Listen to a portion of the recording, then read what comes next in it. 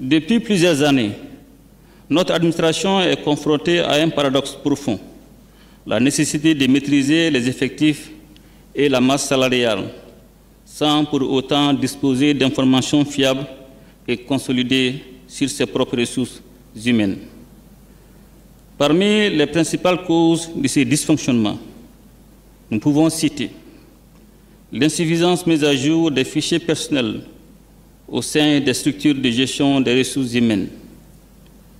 le déficit d'interconnexion fonctionnelle entre les services RH de l'État et ceux des collectivités territoriales et l'absence d'un mécanisme unifié de gestion salariale, notamment pour les fonctionnaires des collectivités territoriales. Face à ces diagnostics préoccupants, j'ai instruit le gouvernement de concevoir un système moderne,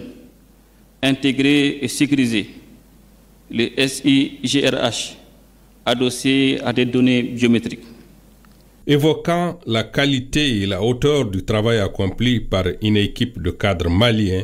le chef de l'État a suggéré sa solution pour assurer la réussite future du projet. Je me félicite particulièrement que cette solution ait été conçue, développée et mise en œuvre par des techniciens maliens, et ce sur financement exclusif du budget national. Il s'agit là d'un signal fort de notre engagement pour une souveraineté numérique effective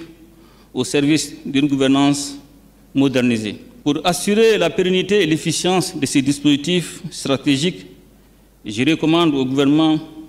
de prendre en compte les recommandations issues du rapport, parmi lesquelles l'octroi d'un délai de grâce de 3 mois aux agents non recensés, non identifiés ou ne disposant pas de NINA pour régulariser leur situation avant toute application des sanctions prévues en la matière. L'exploitation des données du SIGRH pour l'aide à la décision, l'actualisation régulière des données et leur valorisation comme référence unique de gestion, la digitalisation des actes administratifs et de la gestion du personnel, la digitalisation des dispositifs d'accès et de pointage en remplacement des cahiers de présence et la création d'un comité permanent de suivi de la mise en œuvre du SIGRH. Cette cérémonie est l'expression de la volonté de nos autorités d'insuffler une nouvelle dynamique dans le processus de refondation du Mali à travers une gestion saine, efficace et efficiente de nos ressources humaines et financières.